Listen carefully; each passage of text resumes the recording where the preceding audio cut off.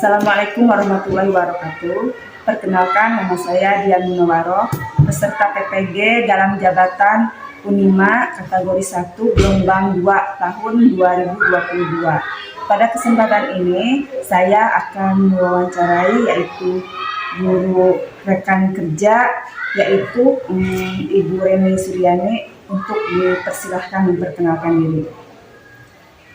Terima kasih. Assalamualaikum warahmatullahi wabarakatuh. Nama saya Reni Suryani, SD Negeri Cibitung. Mungkin akan membantu teman saya yang melaksanakan PPG dalam jabatan pada tahun 2022. Baiklah, terima kasih Ibu Reni Suryani yang akan membantu wawancara untuk mengisi LK 172. Di sini ada beberapa pertanyaan mengenai identifikasi masalah yang saya ajukan dalam tugas PPG dalam jabatan, yaitu ada 6. Tadi salah satunya sudah dijawab oleh Bapak Kepala Sekolah SD Negeri Cibitung. Mungkin ada beberapa poin yang akan saya tanyakan kepada Ibu Reni mengenai bagaimana upaya Bu Reni meningkatkan minat peserta didik atau minat siswa dalam membaca, karena minat siswa sangat rendah. Terima kasih. Baiklah, saya akan mencoba menjawab pertanyaan dari teman saya yang tadi di mana pertanyaannya yaitu bagaimana meningkatkan minat siswa dalam membaca. Yang pertama, di dalam kelas misalkan memperbanyak jumlah guru, rasio 1 orang siswa 1 buku. Dan membaca tersebut siswa dibimbing satu persatu secara terus-menerus. Yang selanjutnya adanya perpustakaan yang baik, buku pengetahuan banyak, buku cerita banyak, buku misalkan dongeng banyak, buku yang lain juga mungkin harus banyak. Mungkin yang lainnya mungkin di dalam kelas, bisa dipakai sudut baca. Ya, terima kasih Bu Reni Suryani. Selanjutnya mengenai bagaimana Bu Reni mengatasi kesulitan siswa dalam menerima materi pembelajaran, misalnya pembelajaran bahasa Indonesia, dan terutama misalnya kesulitan ini dialami oleh siswa ABK. Terima kasih. Kalau untuk siswa ABK mungkin bisa diberi perhatian yang lebih, bisa dicontohkan misalkan kalau yang siswa yang biasa bisa dibimbing membaca 1 kali, tetapi kalau yang ABK tersebut bisa 2 kali sampai 3 kali mendampingi dalam membaca tersebut. Adakah kendalanya misalnya dari orang tua atau dari pendamping lainnya seperti keluarga?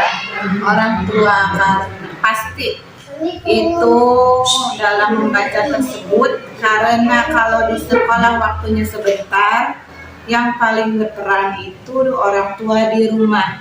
Karena apa?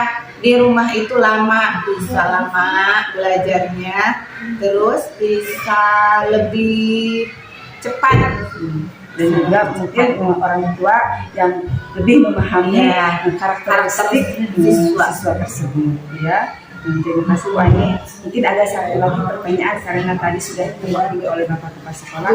Bagaimana penerapan Ibu Reni di kelas, penerapan metode atau model pembelajaran yang inovatif yang Ibu laksanakan di kelas ini? Belajar yang inovatif, contohnya kita menggunakan laptop, bisa siswa melihat gambar, cerita. Terus kalau di rumah bisa menggunakan HP-nya untuk membaca, tapi harus dalam bimbingan orang tua. Ditambah lagi kalau di kelas banyak metode yang lain, misalkan bermain peran, bertukar cerita, bertukar pendapat, itu saja. Iya. Terima kasih Ibu Reni atas waktunya yang sudah membantu saya untuk diwawancarai mengenai beberapa pertanyaan tentang